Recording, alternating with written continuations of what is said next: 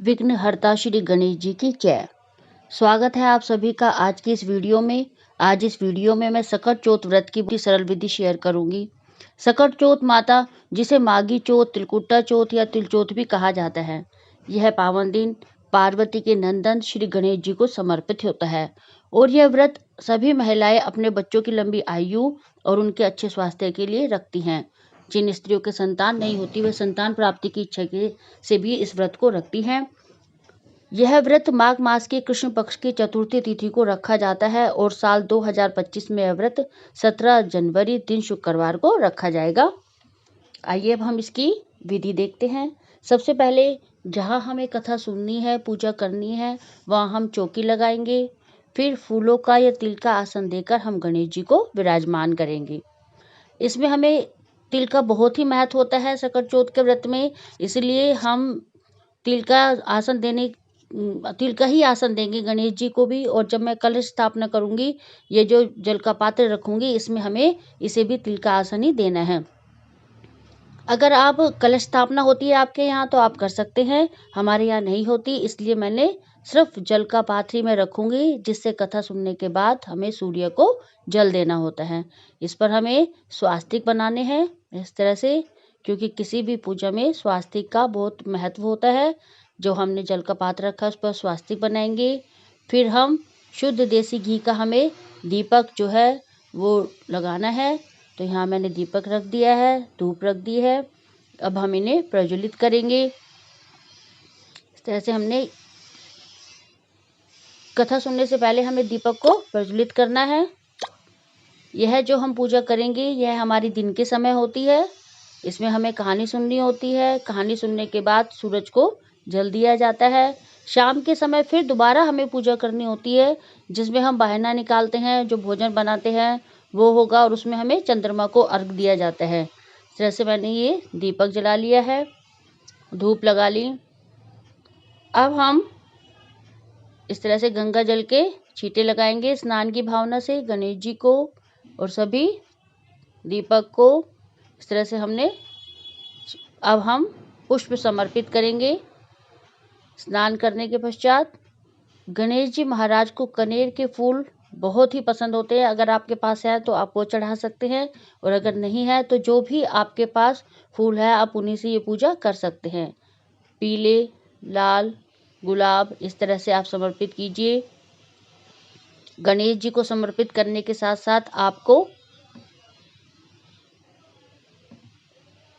जोत पर भी पुष्प समर्पित करने हैं। जो जल का हमने लोटा रखा है उस पर भी हमें पुष्प समर्पित करने हैं।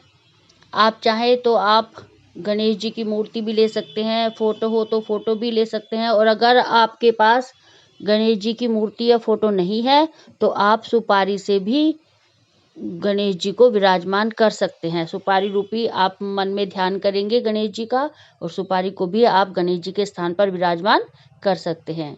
इसके बाद हम गणेश जी को तिलक लगाएंगे, और जितनी भी हमारी जल के पात्र हैं उन पर कुछ हम तिल समर्पित करेंगे, क्योंकि आज के दिन तिल का बहुत महत्व होता है।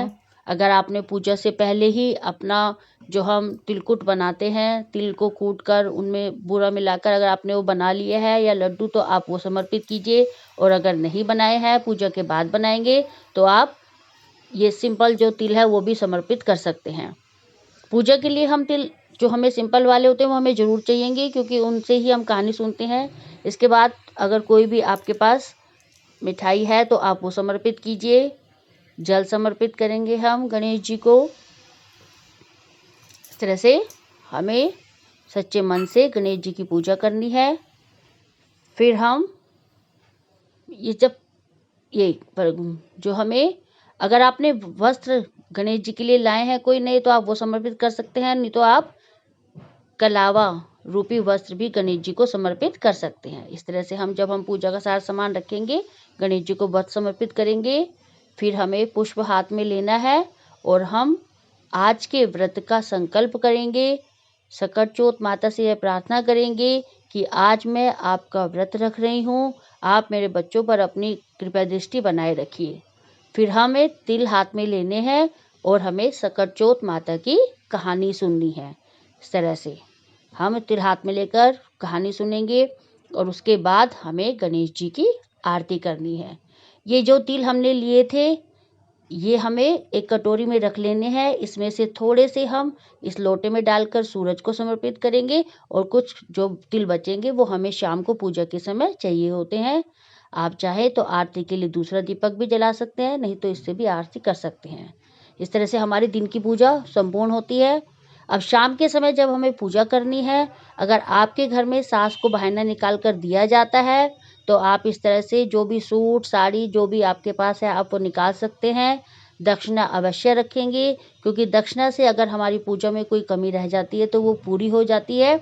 इस तरह से हमें रखना है। जो भी आप शाम के समय भोजन बनाएंगे वो आपको बहाने में निकालना है और उस पर आपको अपने पल्लू पर जल लेकर उस पर फेरना है और इस तरह से वो पूज कर मिनस कर आप अपनी सास को देंगे बहाने में, या जेठानी को, जिसे भी आप देते हैं आप दे सकते हैं। और शाम के समय भी हमें घी का दिया प्रज्वलित करना है, बहाना पूजना है और जो जल हमें लेना है लोटे में, ये हमें चंद्रमा को अर्घ्य हमें